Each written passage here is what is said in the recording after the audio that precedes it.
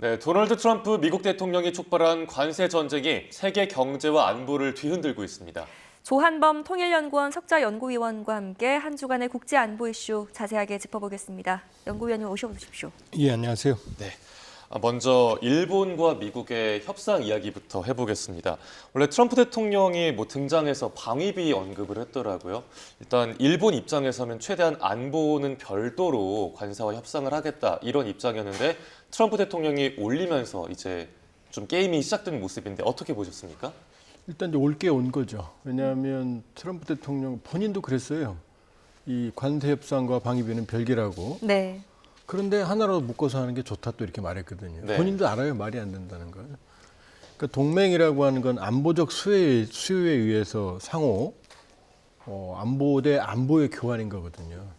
근데 여기에 이제 경제 문제를 섞어온다는 거는 좀 무례한 거고 아주 좀 심하게 말하면 좀 비열한 거죠. 왜냐하면은 안보 문제를 돈으로 계산해서 한다면 동맹이 아닌 거거든요. 그런데 트럼프 대통령은 경제적인 목적, 경제인이기 때문에 정치적 화법을 쓰질 않아요. 네. 그러니까 수단과 방법을 가리지 않고 원하는 것만 얻으면 된다는 거거든요. 근데 정치는 과정이거든요.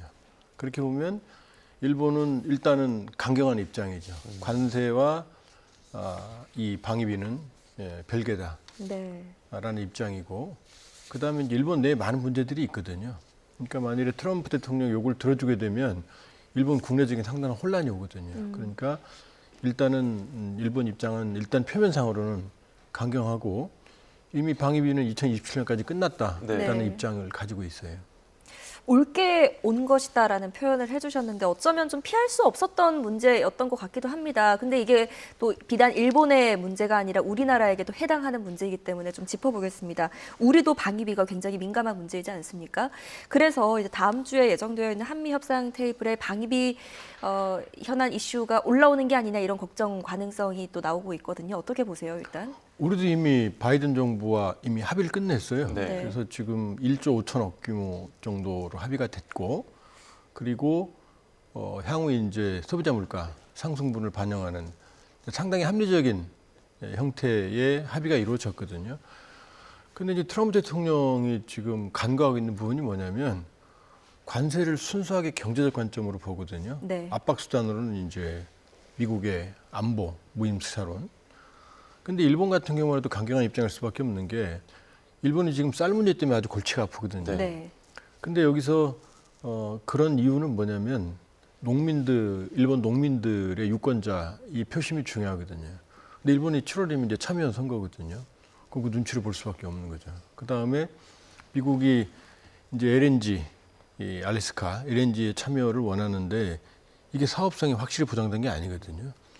그럼 이건 사실은 경제 문제가 아니라 일본으로 치면은 국내 정치 문제, 유권자 문제로 넘어가거든요. 네.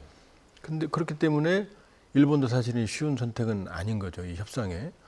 우리도 지금 대선을 앞두고 있거든요. 네. 그러면은 지금 상태에서 만일에 이 대선 기간 중에 본격적인 협상이 들어온다 그러면 이걸 국내 정치 문제를 비화하거든요. 그러니까 이게 복잡한 이 방정식인데 트럼프 대통령은 관세를 때리고 방위비로 압박하면 내가 원하는 걸 얻겠다 이런 셈법이거든요.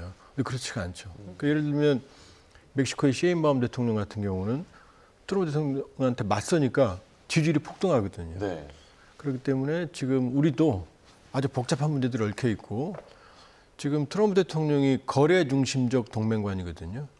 그러니까 거래, 경제와 동맹을 안보를 연결해 버리거든요. 네. 그럼 우리 역시 거래 중심적 전략을 가지고 줄 건 주고 받을 건 받고 안 되는 건 안 된다고 말할 수밖에 없는 거죠. 네. 일단 다음 주에 안덕근 산업부 장관과 최상목 경제부총리가 방미해서 이제 협상을 시작할 걸로 알려졌는데 트럼프 대통령이 그 일본과의 협상에는 깜짝 등장을 했었잖아요. 이번에 우리나라와 협상에서 직접 등장해서 메시지를 낼까요? 지금 한대행과 통화도 했고 또 한대행 면담설까지 슬슬 흘러나오고 있어요. 그건 뭐냐면 지금 엄밀히 보면 대행 체제 한계가 있거든요. 네. 제 개인적인 판단이지만 대행 체제를 트럼프 행정부가 협상에 유리한 호기로 활용하는 거 아니냐. 지금 그렇지 않다면 미국이 저렇게 서두를 리가 없거든요. 네. 왜냐하면 대행 체제의 어떤 대표성의 문제가 있기 때문에 합리적이라면은 두 달인데 신정부와 이 협상을 하는 게 사실은 가장 안정적이거든요. 그렇죠. 물론 이제 우리도 대응을 해야죠, 발빠르게. 그러나 이 중요한 핵심적인 합의 같은 경우는 이 대응 체제가 가지는 한계가 있거든요. 그런데 미국의 흐름을 보면 이 대응 체제를 활용하려는 전략이 아닌가라는 의심이 상당히 들거든요. 그러니까 트럼프 대통령이 이미 뭐 직접 한국은 뭐 머니머신부터 시작해서 우리를 언급한 지가 한두 번이 아니거든요. 가능성을 배제할 수 없죠. 미국과의 협상 과정 시나리오를 조금 예상을 해본다면 어찌됐건 지금 우리가 리더십이 부재한 상황 속에서 할 수 있는 최선을 다해야 하지 않겠습니까? 우리 쪽에 좀 유리하도록 협상 테이블에 앉아야 할 텐데 어떤 카드를 좀 주고받을 수 있을까요? 우리는 사실은 좀 가진 게 많아요. 네. 왜냐하면 지금 가만히 들여다보면 안보적으로는 러우 전쟁 조기 종식, 그다음에 중동 사태의 항구적 해결, 이거 큰 차이거든요. 그다음에 북한 문제 해결, 요게 이제 트럼프 대통령의 안보적 그 관이고, 그러나 그 최종적인 타겟은 중국이에요. 그러니까 임시국가 방위 전략에서도 미국 본토와 중국에 대한 문제 해결, 이걸 가장 강조했거든요. 그렇게 본다고 그러면은 중국을 견제하는 데서 한국은 전초기지거든요. 네. 일본은 뭐 한 5만 명 있지만 섬이거든요. 그러니까 대륙에 붙어있는 주한미군 기지와 섬은 본질적으로 다르거든요. 네. 그러니까 지정학적인 미국의 대중국 전략에서 한반도는 중요하다, 첫 번째. 네. 두 번째, 경제적으로는 역시 중국과 관계가 있지만 지금 미국이 가장 큰 딜레마는 뭐냐면 조선업의 몰락이에요. 네. 미국은 군사력이 세지만 다 해양에 떠 있거든요. 배가 없으면 안 되거든요. 근데 이미 중국은 주요 전함이 370隻이상, 미국은 295쪽 확 벌어졌거든요. 이게 더 늘어나고 있거든요. 근데 이걸 빠르게 회복하려면은 미국 조선업을 살려야 되는데 생태가 살아나지 않죠. 네. 그러면 결국은 세계 최고의 고부가 가치 조선 능력을 가지고 있는 우리밖에 없거든요. 우리 손을 잡아야 되거든요. 그러니까 계속 한국 조선업을 얘기하는 거거든요. 예. 두 번째는 LNG. 트럼프 대통령, 미국에서 조금 이제 생각하는 사람들 얘기를 들어보면 트럼프의 에너지 패권 얘기를 지금 화면에 나옵니다만, 저거 뭐냐면 알래스카의 북사면에 있는 LNG를 개발을 해서 이거를 파이프라인을 거쳐서 캐나다, 미국으로 공급하는 하나의 라인. 두 번째는 해상을 통해서 한국, 일본, 아세안에 공급하고, 그 다음에 세 번째는 녹고 있는 북극 항로를 통해서 유럽에 공급하게 되면 중동이 가지고 있는 에너지 패권을 자기가 가져올 수 있다고 생각을 한다는 거예요. 네. 실제로 그게 만일에 가능해진다면 경제성과 이 LNG의 양이 뒷받침된다고 그러면 정말로 그 미국의 이 중동을 대체할 수 있는 거거든요. 근데 저 LNG 사업에 참여할 수 있는 국가가 사실은 몇 국가 안 돼요. 네. 기술력을 가지고 있는. 한국의 가장 우선적인 일본과 함께. 그러니까 LNG, 그다음에 조선업, 그다음에 한국의 전략적 가치, 이런 것들이 있거든요. 네. 그러니까 지금이야말로 협상이 뭔지, 협상력이 뭔지를 보여줄 때다. 아하. 대응 체제이긴 하지만 네. 그리고 서두를 이유가 없다. 왜냐하면 신중하게 지금 좀, 관세 네. 협상이라는 게 우선 협상 대상국이 정해져 있지만 네. 관세 협상이라는 게 지금 전 세계를 대상으로 하는 거잖아요. 이미 90일 유예까지 돼 있고, 그렇다면 최대한 유리한 조건을 제시하고 그리고 가능하면 이 큰 협상은 신정부가 하는 게 기회를 주는 게 저는 바람직하다고 봅니다. 예, 다음 주에 한미 협상이 어떻게 진행될지도 지켜봐야겠고요. 이번엔 안보 관련해서 일본이 그 헤그세스 미국 국방장관에게 한반도와 동중국해, 남중국해를 묶어서 하나의 전쟁 구역으로 삼자라는 이른바 원시어터 구상을 제안했다고 언론 보도가 나왔습니다. 그런데 이게 한반도 안보에 영향을 크게 줄 수 있다는데 어떤 점에서 좀 위험한 겁니까? 이게 상당히 중요한 포인트인데요. 이 시어터는 뭐냐면 전구라고 그럽니다. 그러니까 전쟁이 발생을 하면 전쟁의 영향을 받는 범위 전역을 말하는 거거든요. 예. 전쟁 구역이라고 저희가 그렇죠. 이해하면 되겠습니까? 전구라고 그러는데요. 그런데 일본이 지난번에 헤그세스 만났을 때 하나의 전구 개념이죠. 전장이라기보다. 네. 하나의 전구 개념을 제시했다. 이건 뭐냐? 일본의 안보 범위를 한반도, 뭐 이건 어쩔 수 없죠. 왜냐하면 일본에 7개의 주일 유엔군, 유엔사 후방기지가 있으니까.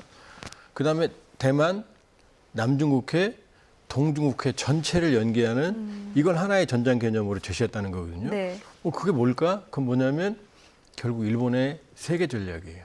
어. 이거는 인도태평양 전략도 원래 트럼프가 가진 게 아니고 아베, 이미 이제 고인이 된 아베 전 총리가 처음으로 제기한 게 인도태평양 전략이에요. 그러니까 일본은 세계 전략을 가지고 있었거든요. 인도태평양으로 나아가는. 이 얘기는 전쟁을 할 수 없는 평화헌법의 범위를 넘어서 일본을 글로벌 공간에서 안보력을 투사할 수 있는 보통 국가를 만들겠다는 얘기고, 네.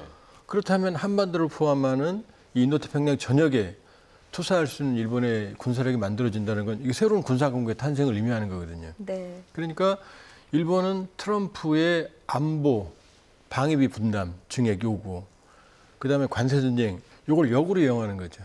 그러니까 일본의 군사 강국화, 군사 대국화를 활용하는 일본의 세계 전략. 그러니까 아베가 이런 전략을 얘기했거든요. 이제 부감이라는 게 아주 어려운 말인데 그건 네. 뭐냐면 위에서 내려다본다는 거거든요. 네. 그러니까 아베 외교를 그때 지구본을 부감하는 외교다 이렇게 명명을 했거든요. 그러니까 지구를 내려다보는 거죠. 일본이. 그러니까 일본의 세계 전략 차원에서 지금 역으로 트럼프의 전략을 활용을 해서 네. 일본의 보통 국가와 평화헌법 개헌을 우회하는 군사 대국화, 일본의 안보 전략 공간의 범위를 획기적으로 늘리는 쪽으로 활용을 하고 있고, 이거는 사실 이제 우리한테도 상당히 많은 의미를 영향을 줄 수밖에 없는 거죠. 네. 만약에 이 구상이 현실화가 된다면 어떤 시나리오를 저희가 좀 예상을 해볼 수 있습니까? 일본이 정말로 보통 국가가 되는 거죠. 전쟁을 할 수 있는 국가. 그리고 요게 그동안 좀 의아스럽지만 일본은 통합사령부가 없었어요. 네. 그동안 우리 좀 합참이 없었거든요. 근데 최근에 통합사령부가 만들어졌어요. 통합사령부가 만들어지면서 원시어터 전략, 하나의 전구 전략이 만들어졌기 때문에 이 얘기는 뭐냐면은 일본은 이제 전수방위가 아니라 전쟁을 할 수 있는 보통 국가, 군사대국화, 안보 범위가 한반도, 대만, 인도태평양 넓어지는 거죠. 그렇다고 하면 우리가 북핵 문제 때문에 일본과 협력을 하지만 일본과 완전한 신뢰가 있는 건 아니거든요. 일본이 우리한테 그런 안심을 준 적도 없고, 그렇다면 우리한테는 양날의 칼이죠. 이게 우리한테 안보 협력에 도움이 될 수도 있지만, 그러나 일본의 군사 대국화는 여기다 미국은 점점 자신들의 안보적 부담을 줄이려고 하고 있거든요. 네. 그럼 역으로 우리한테 이게 안보의 부담으로 돌아올 수가 있는 거죠. 네. 또 얘기가 나오는 게 그 주한미군이 만약에 유사시에 중국이 타이완을 침공한다는 가정하에 주한미군이 그러면 타이완 쪽으로 차출이 될 수가 있고, 근데 그렇게 되면 중국과의 관계에도 굉장히 악영향을 끼치게 되지 않습니까? 이미 그렇게 됐어요. 이미 이번에 미국 트럼프 행정부 2기가 임시국가 방위 전략 안에 보면 바이든 때는 가장 주요한 위협이 러시아였거든요. 왜냐하면 네. 러우 전쟁이 터졌으니까. 네. 근데 지금은 미국 본토 방위, 이건 뭐 언제든 똑같죠. 미국 본토 방위와 그다음에 중국이거든요. 그리고 더 나아가서 그 뒤에 달린 조항이 뭐냐면 다른 지역은 좀 간단히 이런 표현은 아니지만 희생할 수 있다. 그러니까 니들이 알아서 해라, 다른 지역은. 이거든요. 그렇다면 주일미군이든 주한미군이든 모두 중국 견제, 그다음에 중대만 갈등에 연계가 되는 거고 이미 자동적으로 넘어가 엮여 있는 거예요. 그러니까 이걸 역으로 활용한 게 이제 일본의 완시어터 전략인 거죠. 그러니까 우리도 이제 기존의 동맹관, 기존의 한미동맹을 인계철선으로 보는 시각에서 벗어나서 새로운 안보 전략을 구상해야 되는 거지. 이제 과거에 주착을 한다 그러면 적어도 트럼프 4기 동안은 지금 대만, 중국 최우선이고, 네. 그다음에 이제 대만 방위가 사실은 최우선이니까 네. 주한미군도 여기 연동될 수밖에 없고, 우리가 한미동맹이기 때문에 또 우리 역시 그 영향에서 자유롭지 못하죠. 네. 어느 정도의 현실화 가능성이 있는지도 좀 짧게 짚어주신다면요.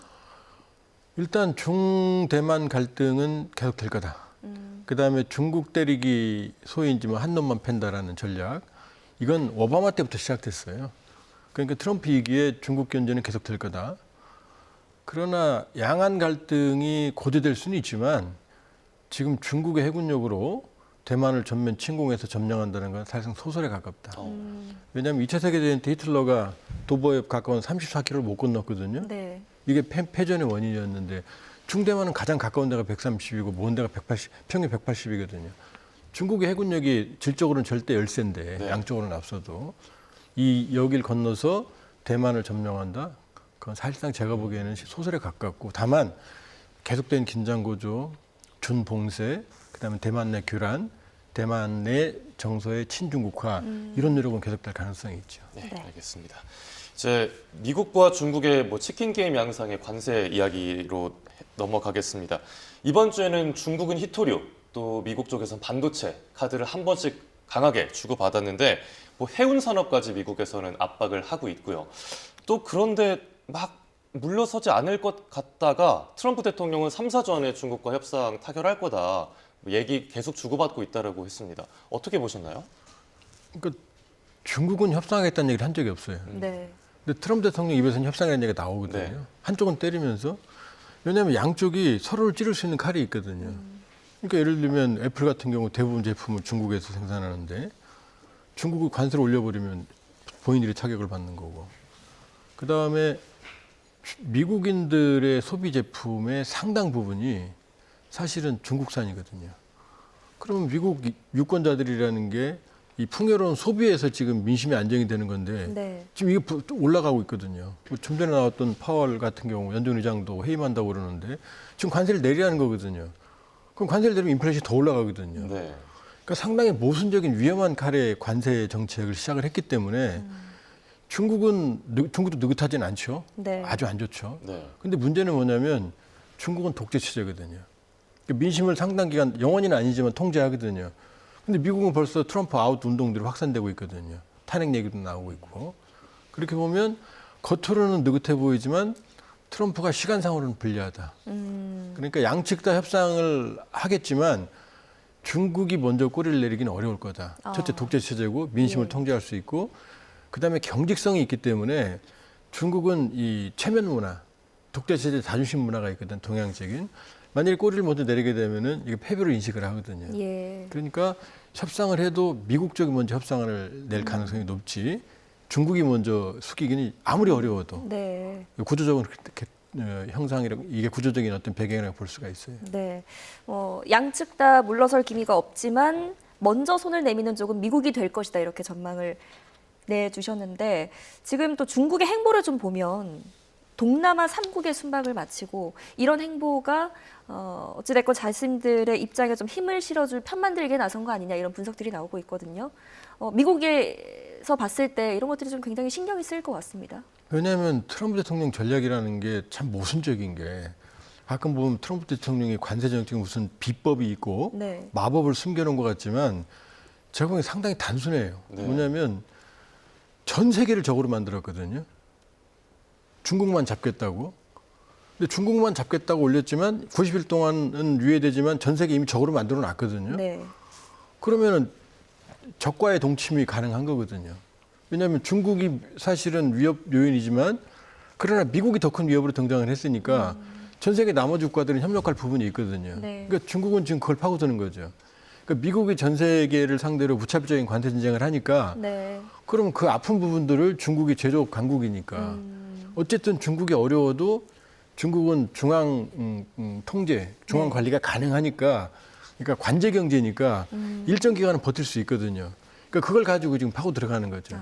그러면 사실 결과적으로는 미국이 유리할 수는 있어요, 경제적으로. 네. 그러나 시간 싸움에서는 중국이 유리하고 중국이 그걸 활용해서 지금 미국의 약점을 파고 들어가고 있으니까 미국도 편하지가 않죠. 네. 참 이렇게 세계 각국이 미국과의 관세 전쟁에 대응에 총력을 기울이고 있는데 우리나라는 아무래도 리더십 부재 속에 코리아 패싱 얘기가 안 나올 수가 없잖아요. 이런 가운데 그 세계 주요국 안보 수장들이 만나는 아시아 안보회의, 일명 샹그릴라 대화에 김선호 국방부 장관 등 차관이 참석하지 않기로 의사를 밝혔다고 합니다. 이건 어떻게 이해를 해야 됩니까? 지금은 어쩔 수가 없죠. 왜냐하면 주요한 결정을 할 수가 없잖아요. 네. 그러니까 지금 사실은 안타까운 상황이지만 역으로 뒤집어 생각해 보면 이 불확실성의 시대에 사실 한 발 물러서 있는 측면도 있거든요. 이게 좋은 건 아니에요. 그러나 이 상황에서는 사실은 주요한 결정은 일정 정도 유보할 수 있거든요. 신정부 출범까지. 근데 지금 뭐 하루하루 트럼프 대통령 말이 하루하루 바뀌거든요. 그런 상황에서는 사실은 우리가 전략적 모호성을 유지하는 것도 이 상황을 활용하는 것도 사실은 나쁘진 않죠. 왜냐하면 신정부 출범할 때까지는 일단 우리의 명확한 어떤 전략적 명확성을 제시하기보다는 전략적 모호성으로 왜냐하면 이제 국내적 이제 혼돈은 정리가 됐으니까 네. 시간만 지나면 이제 신정부가 출범하니까 그렇게 본다면 지금 상황은 불가피하다. 이 불가피한 상황에서 어떤 전략적 모호성도 하나의 전략이 될 수 있다 이렇게 볼 수 있죠. 네. 이 미중 간의 신경전이 관세뿐만이 아니고 중동에서도 일어나는 것 같습니다. 미국이 일단 중동의 친이란 세력 예멘 후티 반군을 겨냥해서 지금 대규모 공습을 벌이고 있는데 이유를 들어보니까 미군을 공격하는 후티 반군의 배후에 중국 기업이 있다라고 밝히면서 중국에 대한 강한 경고를 보내기도 했습니다. 어떻게 보셨어요? 지금 탈냉전 이후의 큰 그림을 보면 네. 이제 미소 양강 체제가 미중 전략 경쟁으로 바뀌었거든요. 근데 그 중국이 사실은 모든 데 개입돼 있거든요. 지금 러우 전쟁은 트럼프 대통령은 빨리 끝내는 게 목적이에요. 누가 이기든 상관없습니다. 네. 근데 중동은 용어를 다르게 써요. 항구적으로 해결하겠다는 거거든요. 이거는 중동에서 이스라엘을 중심 정책으로 위험 요소를 제거하겠다는 거예요. 그러면 중동의 위험 요인은 시아파, 사우디는 이제 순위파고 시아파는 좀 강경한 원리주의 쪽 성격이 강하고 순위파는 세속주의가 좀 있는 쪽이죠. 이게 이제 사우디와 이란이 양강이거든요. 이 둘이 양숙입니다. 네.